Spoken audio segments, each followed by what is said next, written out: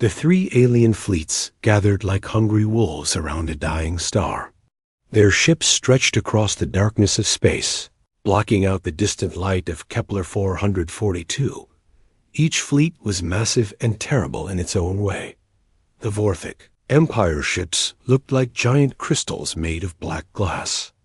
They twisted and turned as they moved, catching starlight and throwing it back in sharp, cutting beams. Admiral Zethkar commanded them from his flagship, the Shadowbane. It was the largest ship in the entire gathering, bigger than a human city. And twice as deadly. Next to them floated the bioships of the Zephyrian Collective. These vessels looked alive because they were alive. They pulsed and breathed like giant sea creatures swimming through space. Their hulls were covered in what looked like scales, and strange tentacles reached out from their sides. Commander Zik controlled this nightmare fleet from inside a ship that looked like a massive jellyfish with glowing organs visible through its translucent skin. The third group belonged to the Krolix Federation. Their ships were all sharp angles and brutal efficiency. Made from dark metal that seemed to drink in light, they bristled with weapon ports and armor plating. General Thrak's command vessel looked like a giant spear aimed at the heart of any enemy foolish enough to oppose them. For the first time in galactic history, these three powers had joined forces. They were the terror of the Outer Rim, the nightmare that made entire star systems surrender without a fight. Each of them controlled dozens of worlds and had destroyed countless civilizations. Now they had come together for one purpose. Humans. The word itself made them laugh. These strange creatures from a small blue world had stumbled into space travel only 50 years ago. They were babies playing with toys they did not understand. They had no real weapons, no proper warships, and no idea how dangerous the galaxy truly was. Admiral Zethkar stood on the bridge of his flagship, his 6 arms crossed as he stared at the small human ship floating helplessly before them. His species looked like giant mantises made of living crystal. His compound eyes glittered with cruel amusement as he watched the pathetic vessel that dared to enter their space. The human ship was called the USS Liberty. It was nothing more than a cargo hauler with some basic shields and a few small defense guns. It looked like a flying brick compared to the sleek death machines surrounding it. The aliens could destroy it with a single shot from any of their weapons. Captain Jake Morrison sat in the command chair of the Liberty, reading the alien transmission that had just arrived. His crew gathered around him, their faces pale but determined. Lisa Harper, his navigator, was a young woman with short brown hair and steady hands. She had graduated from Earth's Naval Academy just 3 years ago. Ryan Brooks stood near the engine controls. He was the ship's chief engineer, a man in his 40s who had spent 20 years keeping human ships running in the void. His weathered face showed no fear, only the calm focus of someone who had seen trouble before. Amy Peterson worked at the communications station. She was barely 25, with red hair and bright green eyes that missed nothing. She had served in the asteroid mining conflicts where pirates tried to steal human cargo ships. She knew how to handle a crisis. Jake read the alien message aloud to his crew. The translation software made the words clear, even if the meaning was ugly. Humans, the message began, you have entered space that belongs to the Vorthik Empire, the Zephyrian Collective, and the Krolix Federation. Your species is weak and primitive. You do not belong among the stars. You will surrender your ship immediately and abandon all claims to this system. You have 1 hour to comply, or we will destroy you and hunt down every human colony in the galaxy. The message was followed by laughter, not just from one alien, but from all 3 commanders. Their different voices created a horrible sound that echoed through the Liberty's speakers. The Vorthik Admiral's laugh was like breaking glass. The Zephyrian commander made a sound like a dying whale. The Krolix general's amusement sounded like grinding metal. Jake turned off the transmission and looked at his crew. They were scared, but they were also angry. No one liked being threatened, especially not by creatures who thought humans were nothing more than insects to be stepped on. "Well," Jake said quietly, "I guess we know where we stand." Lisa checked her navigation screens. "Captain, we're completely surrounded. 300 alien ships in a perfect blockade formation. Even if we could outrun them, which we can't, there's nowhere to go." Ryan looked up from his engineering station. "Our shields won't last 5 seconds against that firepower. And our weapons couldn't scratch the paint on their smallest escort ship." Amy's fingers danced over her controls. "I'm getting more transmissions, sir. They're broadcasting on all frequencies, making sure everyone in the system can hear them." "Mock us." Jake nodded slowly. The aliens wanted to make a show of this. They wanted the human colonists on Kepler 442b to see what happened to their supply ship. They wanted word to spread back to Earth that humanity had no place in space. "Amy," Jake said, "start following standard evacuation protocols. Make it look like we're preparing to abandon ship." "Yes, sir," she replied, but her hands hesitated over the controls.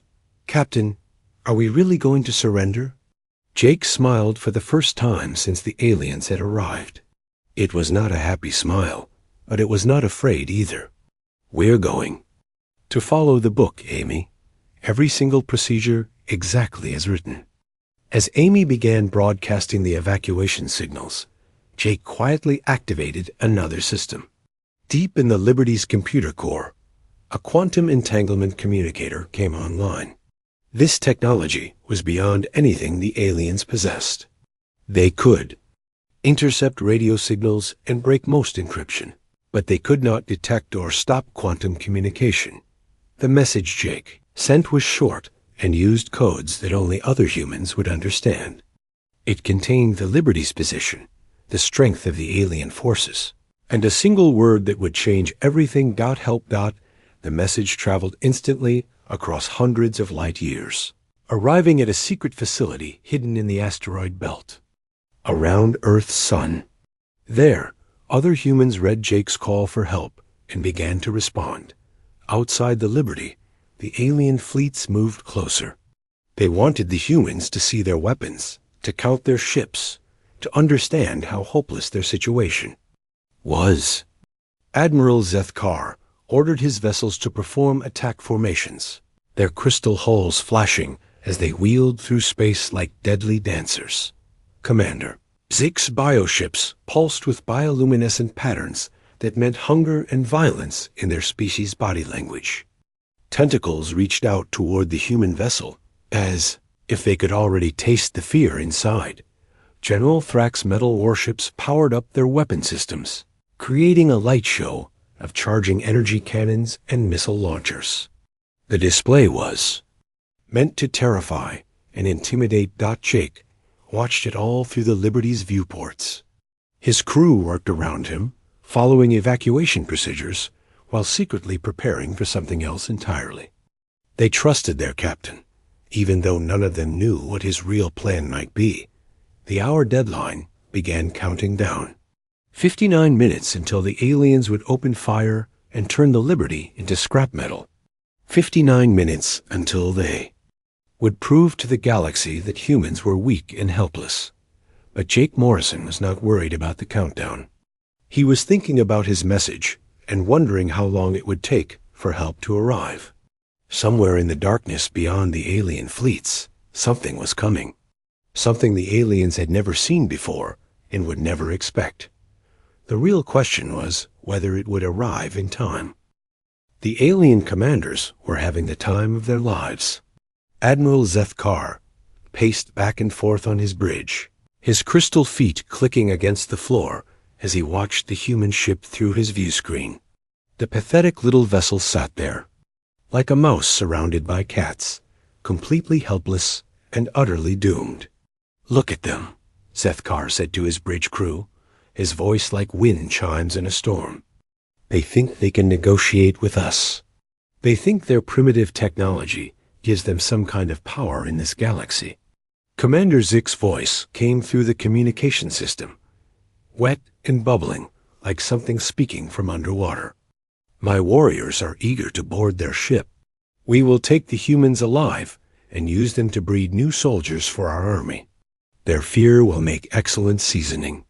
General Thrack's mechanical voice cut through both of them like a sword through paper. Breeding stock is inefficient.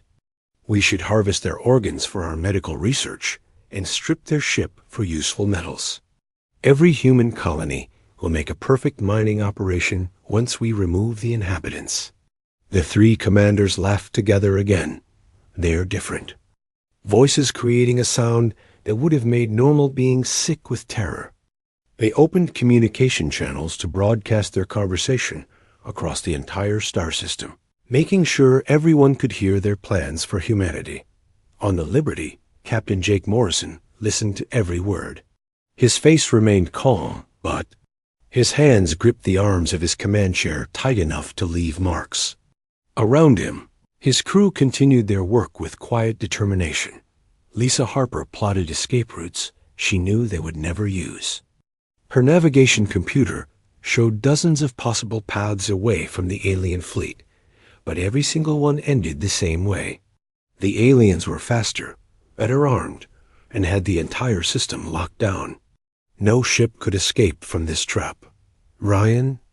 Brooks ran diagnostics on the Liberty's engines and weapon systems. The results were exactly what he expected. Their cargo hauler had been built for carrying supplies, not fighting wars. Against a single alien scout ship, they might have a chance. Against 300 warships, they had none at all. Amy Peterson monitored the alien communications while following evacuation protocols. Her job was to make it look like the Liberty was preparing to abandon ship and surrender to the enemy. She broadcast the right signals and sent the right messages, but her real attention was focused on something else entirely. Deep in the Liberty's computer system, the quantum communicator was receiving responses to Captain Morrison's distress call. The messages were brief and coded, but Amy understood them perfectly. Help was coming, but it would take time to arrive. The question was whether they had enough time. "Captain," Amy said quietly, "I'm receiving confirmation signals. Estimate 43 minutes until arrival." Jake nodded without looking away from the view screen.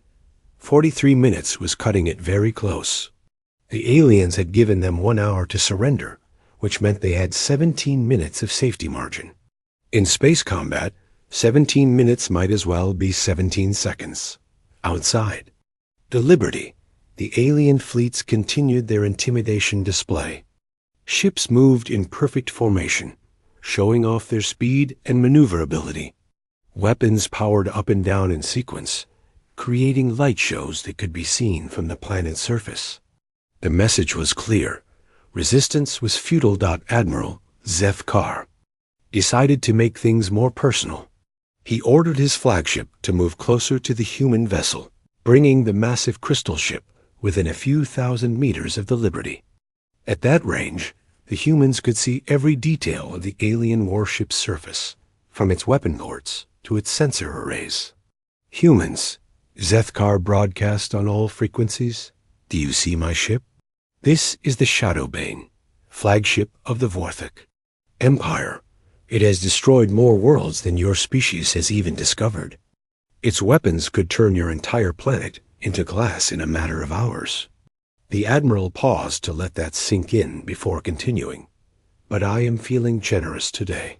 Surrender now, and I will make your deaths quick and painless. Refuse, and I will take you apart piece by piece while you watch." Commander Zick's bioship moved closer as well, its tentacles reaching out toward the Liberty like the arms of a giant octopus. "My ship is hungry," the alien commander announced. "It has been too long since we fed it fresh meat.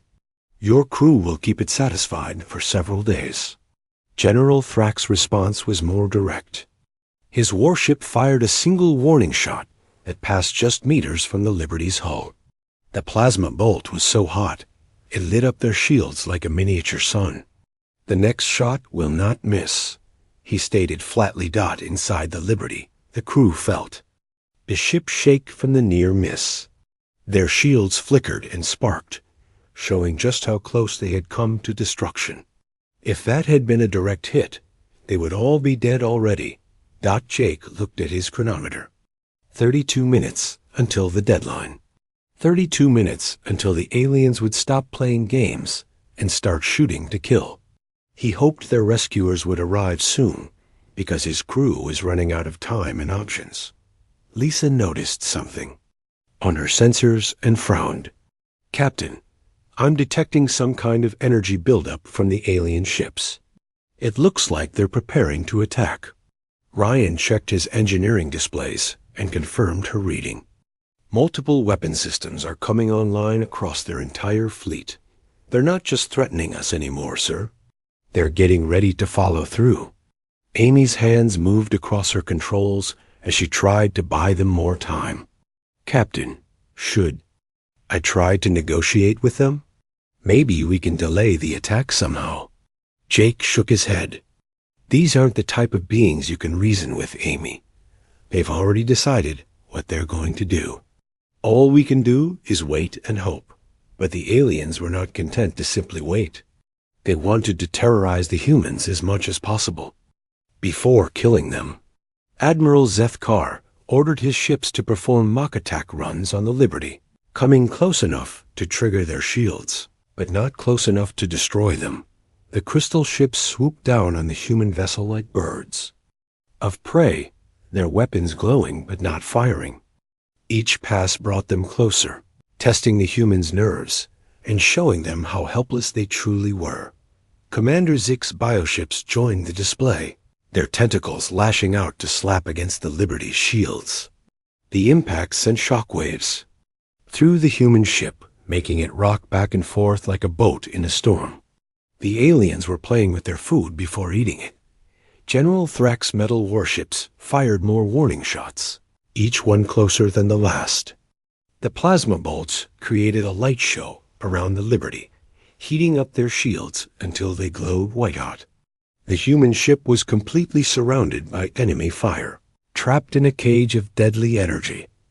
Jake's crew held their positions despite the terror surrounding them. They had trained for situations like this, even though none of them had ever expected to face 3 entire alien fleets at once. Their loyalty to their captain and their faith in humanity kept them focused on their duties. 20-7 minutes remaining.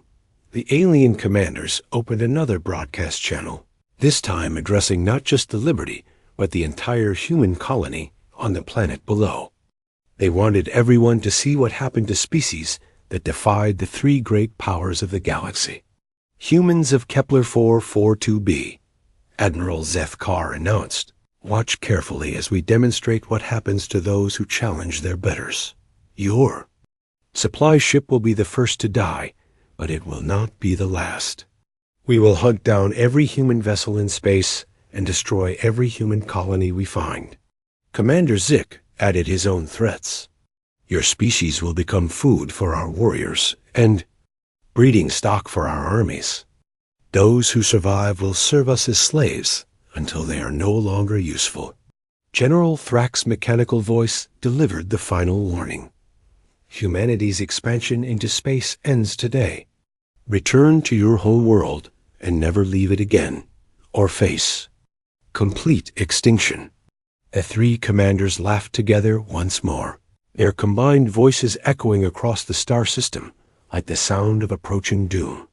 They were enjoying themselves immensely, savoring the fear they were creating. But Captain Jake Morrison was not afraid.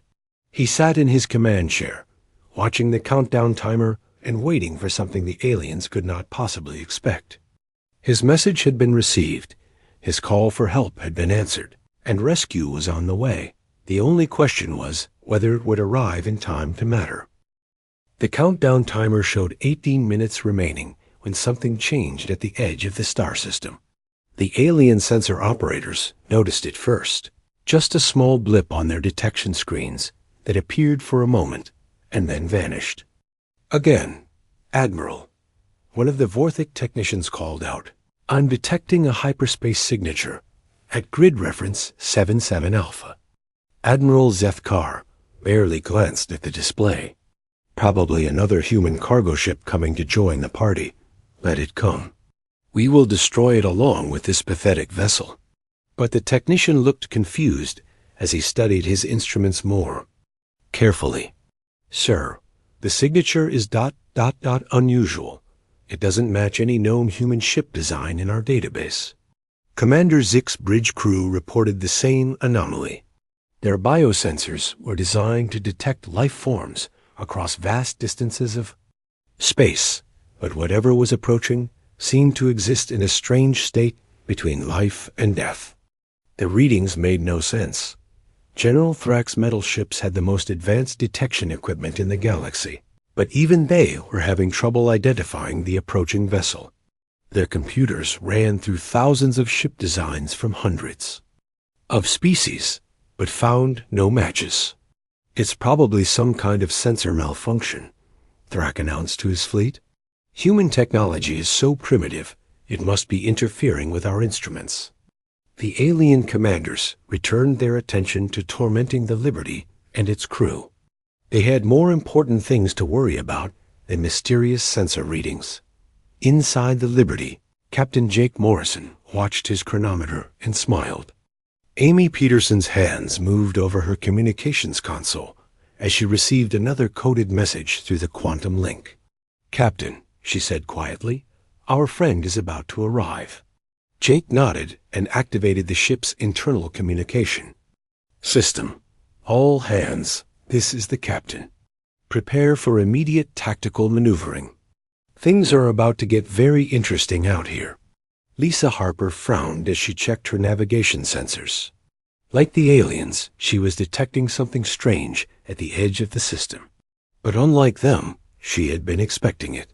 Ryan Brooks made final adjustments to the Liberty's engines and shields. Whatever was coming, they would need to be ready to move fast and take cover. Their rescuer would not want to worry about protecting a slow cargo ship during combat. The mysterious contact grew stronger on everyone's sensors, but it was still impossible to identify exactly what it was. The ship seemed to be partially phased, out of normal space, existing in some kind of state that made it hard to detect or target. Then, without any warning, it simply appeared. The vessel that materialized at the edge of the system was like nothing the aliens had ever seen before. It was roughly the same size as a heavy cruiser, but its design was completely alien to their understanding of starship construction. The hull was a deep, matte black that seemed to absorb light rather than reflect it. No running lights blinked.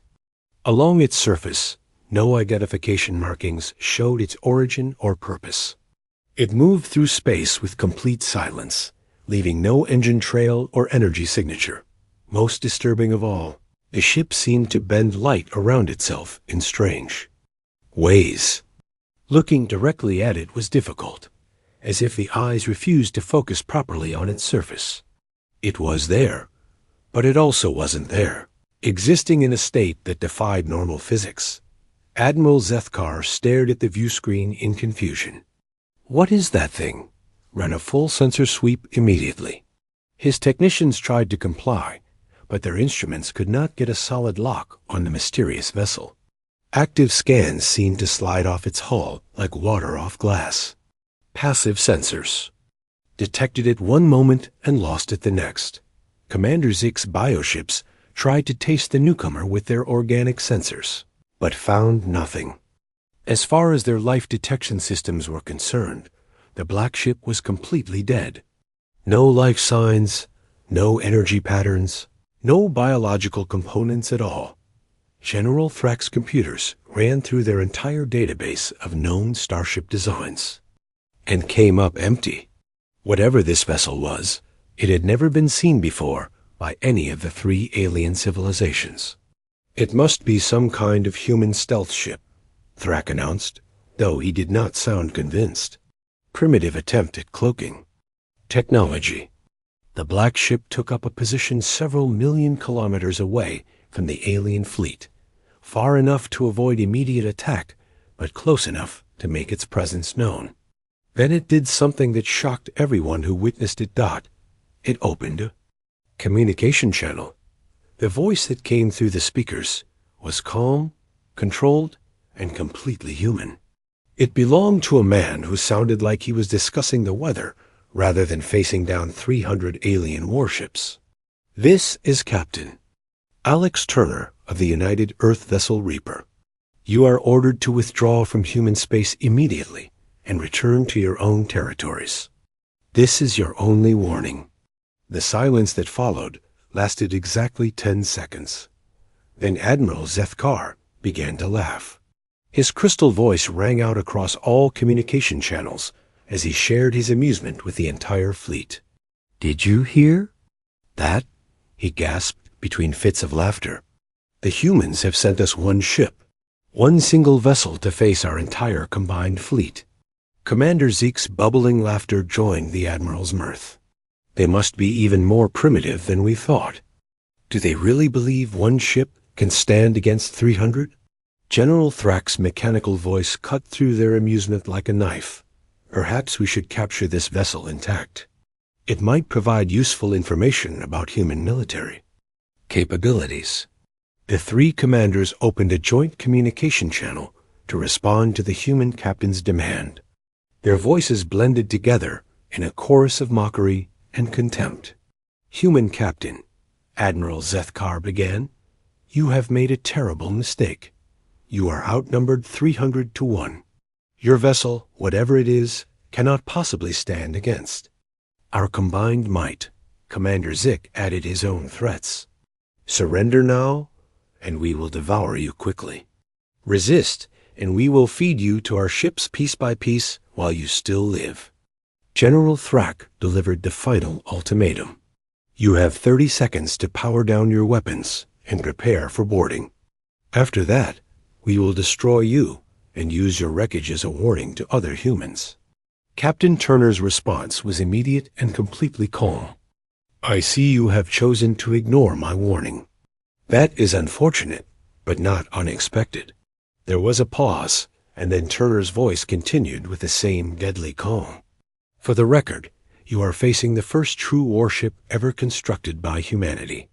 The Reaper was built specifically to deal with threats like yourselves. You have been given the opportunity to withdraw peacefully. Since you have refused, I will now demonstrate why that was a mistake." The alien commanders exchanged glances across their communication screens. The human captain sounded far too confident for someone facing impossible odds. But they had 300 ships, advanced weapons, and centuries of military experience. What could one primitive human vessel possibly do against them? Admiral Zethkar decided to end this farce immediately.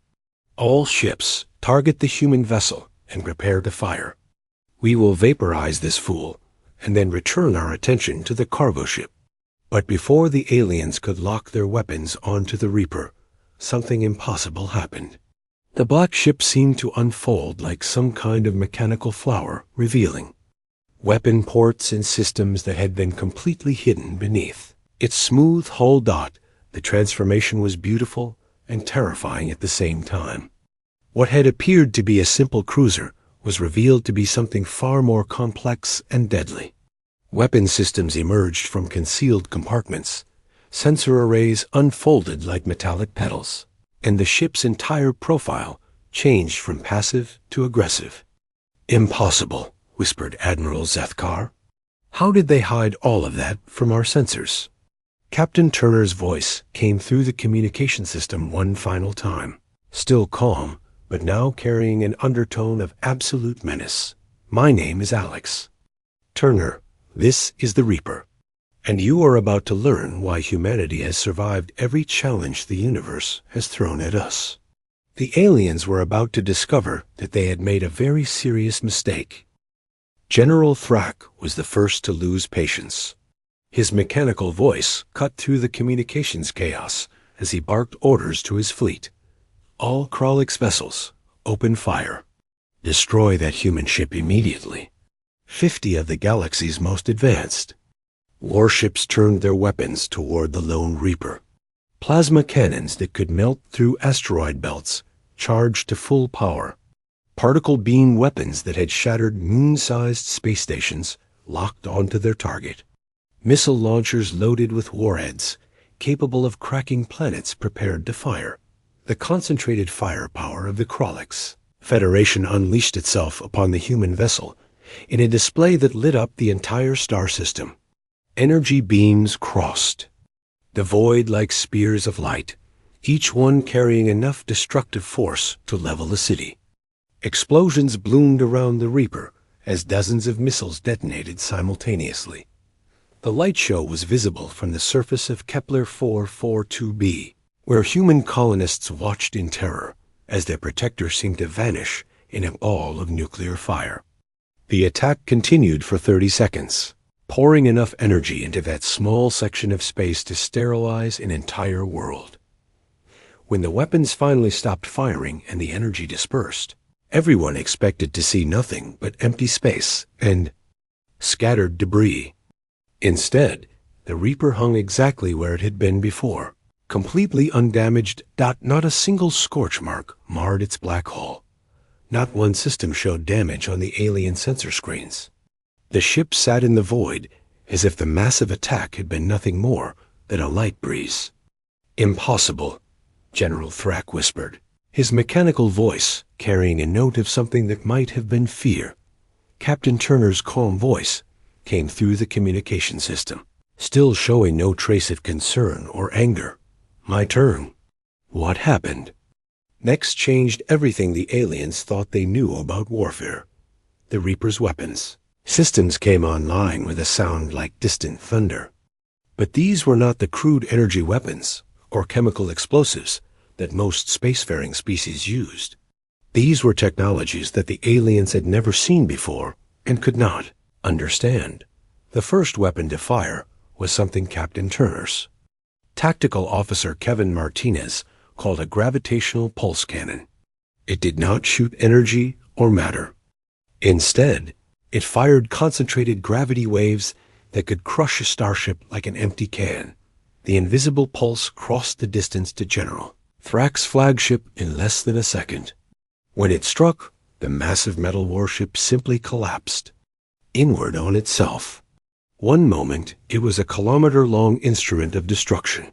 The next, it was a ball of compressed metal, no larger than a house. The aliens watched in horror as their most powerful vessel was reduced to scrap without any visible cause. Their sensors could not detect what had hit it or how it had been destroyed so completely. But the Reaper was just getting started. Systems Analyst Rachel Davis fed targeting information to Weapons Coordinator Steve Collins, who began the systematic destruction of the alien fleet. The second weapon to fire was a quantum torpedo launcher that could phase projectiles through shields and armor to detonate inside enemy hulls. A spread of 6 torpedoes materialized inside the engine rooms of 6 different Krolix ships. The explosions tore the vessels apart from within, leaving their outer hulls intact while completely destroying everything inside. To the watching aliens, it looked like the ships had simply died for no reason at all. Admiral Zethkar finally overcame his shock and began screaming orders to his crystal fleet. "All Vorthic ships, attack Formation Delta. Focus all fire on that demon ship." The crystalline vessels of the Vorthic Empire opened fire with their most devastating weapons. Energy beams that could slice through planets lanced out toward the Reaper, followed by exotic matter projectiles that existed in 17 dimensions simultaneously. The Reaper's defensive systems engaged automatically. An adaptive shielding system analyzed each incoming attack and adjusted the ship's defenses in real time. Energy weapons were absorbed and redirected harmlessly into space. Exotic matter was neutralized by quantum interference fields. Kinetic projectiles were deflected by localized gravity wells. Nothing could touch the human warship. It moved through the alien fire like a ghost, untouchable and unstoppable. Captain Turner's voice came through the chaos. still maddeningly calm. "You should have accepted my warning. Now you will face the consequences of your choice." The Reaper's third weapon system activated. Directed energy cannons that could focus the power of a star into a beam no wider than a human. Hare began picking off alien ships with surgical precision. Each shot was perfectly calculated to cause maximum damage while conserving energy. Crystal ships shattered like glass sculptures hit by hammers. The focused beams found weak points in their hulls and exploited them ruthlessly. In seconds, dozens of Vorthek vessels were reduced to glittering debris that caught and reflected the light of distant stars. Commander Zik watched his allies being destroyed and realized that his bioships were next. "Ramming speed," he ordered desperately. "If we cannot hurt it with weapons, we will crush it with our bodies." The largest of the Zephyrian bioships, a creature the size of a mountain that had been bred for war, accelerated toward the Reaper. Its tentacles reached out hungrily, ready to wrap around the human vessel and squeeze until it broke. The Reaper's point defense systems came online. Hundreds of small weapons tracked the approaching bioship and began firing. But these were not ordinary guns. They were matter disintegrators that broke down molecular bonds and reduced solid objects to their component atoms. The massive bioship began to dissolve as it flew, its living hull coming apart molecule by molecule. By the time it reached the Reaper's position, there was nothing left but a cloud of organic dust that drifted harmlessly past the human warship. The remaining alien commanders watched in growing terror as their fleets were systematically destroyed.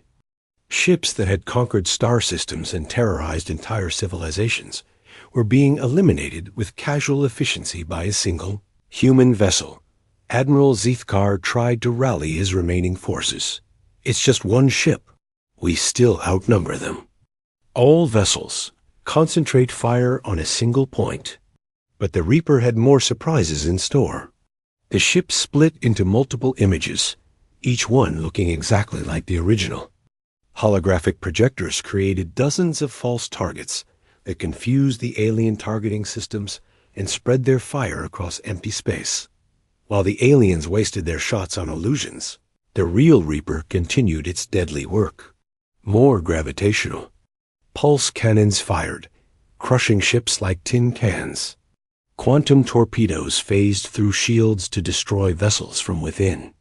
Directed energy beams sliced through hulls like knives through paper. Commander Zik attempted a desperate retreat, ordering his remaining bioships to flee the system. But when they tried to enter hyperspace, they discovered that the Reaper had deployed some kind of interdiction field that prevented faster-than-light travel. "We're trapped." Zik bubbled in panic. "The human ship has caged us like animals." "Captain." Turner's voice cut through their terror like a blade. "You came here to destroy human colonies and enslave human beings. Did you really think we would let you leave to try again somewhere else?" The systematic destruction continued. Ship after ship vanished in brilliant explosions or simply collapsed into metal sculptures.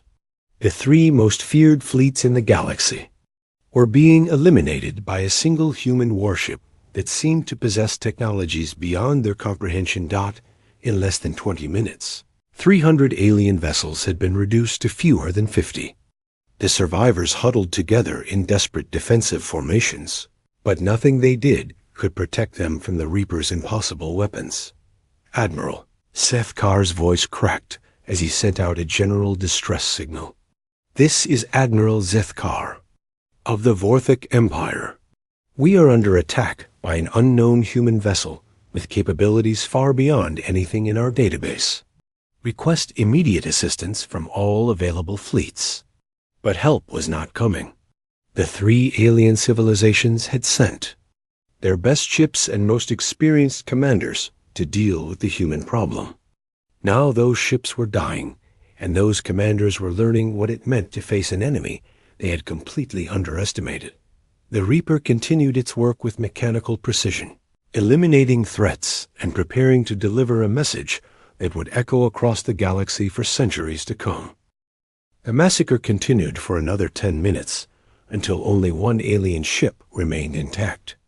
Admiral Zethkar's flagship, the Shadowbane, floated alone among the debris of what had once been the most feared armada in the galaxy, the Crystal Ships.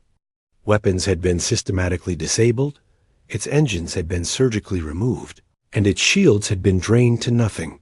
Captain Turner had deliberately kept the Vorthic Admiral alive.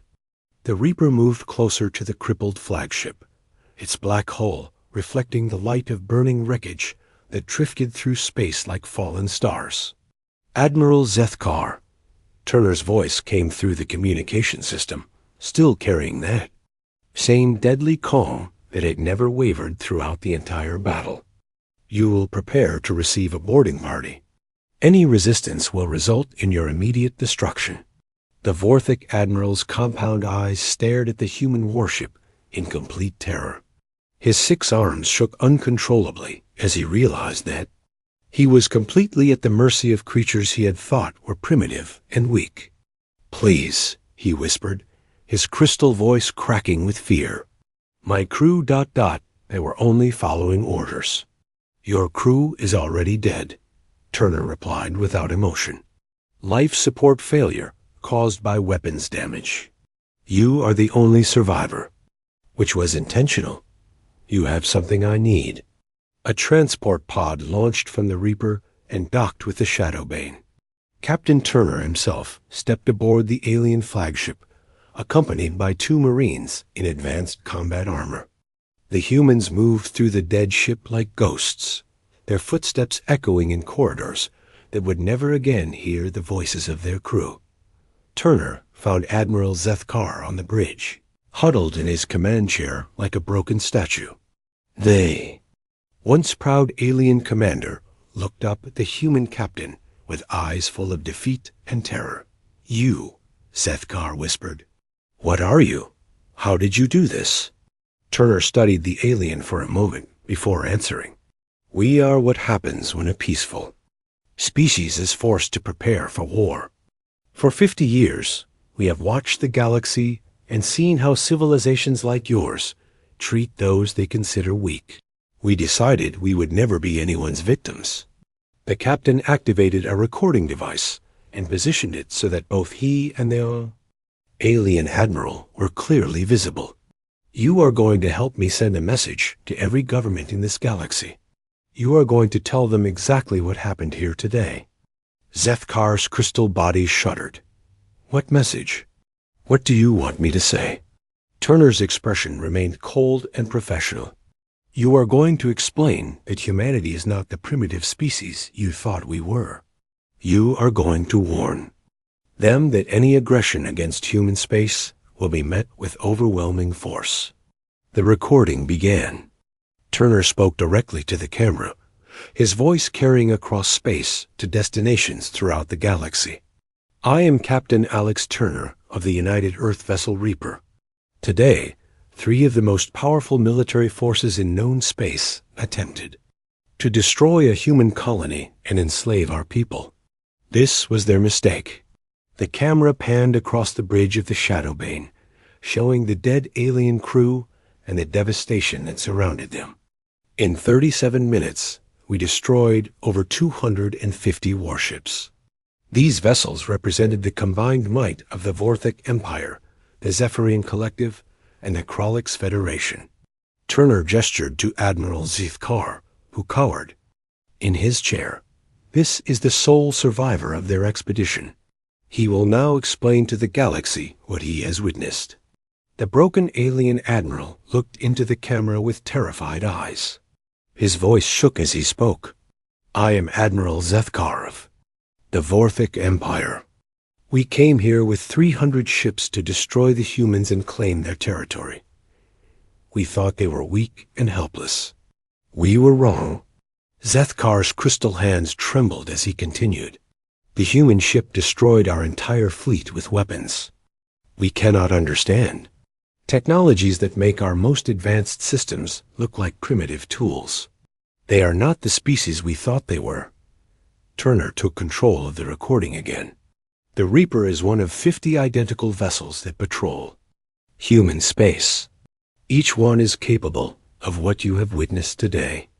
We do not seek conflict with other species, but we will defend ourselves without mercy. The captain's voice grew harder as he delivered his warning. Humanity claims no territory beyond our existing colonies. We threaten no one who leaves us in peace, but any species that mistakes our peaceful nature for weakness will share the fate of these 3 fleets. The recording device showed the view outside the Shadowbane's bridge, where debris from hundreds of destroyed ships drifted through space like a graveyard of metal and crystal. This is what happens to those who try to prey upon humanity. We hope this demonstration will prevent future misunderstandings. Turner shut off the recording and turned back to Admiral Zeth Kar. You will take this message to every government in your alliance. You will make sure they understand that humanity is no longer anyone's victim. The alien admiral nodded frantically. Yes, I will tell them everything, but please let me go. I have learned my lesson. Turner studied the broken creature for a moment longer. You will be provided with an escape pod and enough supplies to reach the nearest Vorthic world. The recording will be broadcast on all frequencies throughout the galaxy. Make sure your leaders get the message. The human captain and his marines left the Shadowbane and returned to their ship. Minutes later, Admiral Zeth Kar found himself sealed inside an escape pod, watching the Reaper disappear into hyperspace as quickly as it had arrived. The pod's communication system activated automatically, broadcasting Turner's recording on every frequency known to galactic civilization. The message spread through space at the speed of light, reaching alien governments and military commanders across hundreds of star systems. On distant worlds, alien leaders watched the recording in stunned silence. The humans, whom they had dismissed as primitive newcomers to space travel, had just demonstrated military technology that surpassed anything in their arsenals. The 3 most feared fleets in the galaxy had been destroyed by a single human warship. Emergency sessions were called in alien capitals throughout the galaxy. Military advisors scrambled to update their intelligence reports on human capabilities. Star charts were quietly modified to mark human space as a forbidden zone. The Galactic Trade Council issued new directives to all member species. Avoid contact with human vessels unless absolutely necessary, and never attempt to enter human-controlled systems without explicit permission. The message was clear. Humanity was no longer to be considered a minor species. Back in the Kepler 442 system, Captain Jake Morrison of the Liberty watched the last pieces of alien debris drift past his viewports. His crew stood around him in amazed silence, still trying to process what they had witnessed. Well, Jake said finally, I guess we can continue our supply run now. Lisa Harper checked her navigation sensors and found empty space where the alien blockade had been. All clear, Captain. No hostile contacts detected. Ryan Brooks ran a final diagnostic on their systems. Minor shield damage from those warning shots, but nothing we can't handle. We'll be ready to depart whenever you give the word. Amy Peterson monitored the communication channels, listening to the panicked chatter of alien governments trying to understand what had happened. Captain, we're receiving priority messages from Earth Command. They want a full report on the incident. Jake smiled for the first time in hours. Tell them the situation has been resolved. The Reaper took care of everything, just like they promised it would. The Liberty resumed its course toward the human colony on Kepler 442b, where grateful colonists waited to unload the supplies they desperately needed. The colony would survive and prosper, protected by guardians the colonists had never known. Existed docked in the depths of space, 50 black ships continued their silent patrol of human territory. The Reapers moved through the darkness like mechanical angels, watching and waiting for the next threat to emerge. The galaxy had learned an important lesson that day. Humanity was no longer the weak species that aliens could bully and threaten. They had become something far more dangerous, a civilization that prepared for war while hoping for peace. Admiral Zethkar's escape pod reached Vorthik space 3 days later. The broken alien commander delivered his message to the Imperial Council, showing them the recording of humanity's devastating response to their aggression. Within a week, the Vorthik Empire had issued new orders to all their fleets. Human space was to be avoided at all costs. Similar orders went out from the surviving remnants of the Zephyrian Collective and the Krolix Federation. The message spread throughout the galaxy, like ripples in a pond. Humanity had shown their true strength, and no one wanted to test it again. The humans who had once been seen as easy prey were now recognized as the most dangerous predators in known space. And in the void between the stars, the Reapers continued their eternal watch, ensuring that humanity would never again face the threat of extinction at alien hands. The galaxy had learned to leave the humans alone, and that was exactly how Captain Turner and his fellow Guardians preferred it. Peace through strength had become humanity's motto, and the wreckage drifting through the Kepler 442 system served as a permanent reminder of what happened to those who forgot that lesson.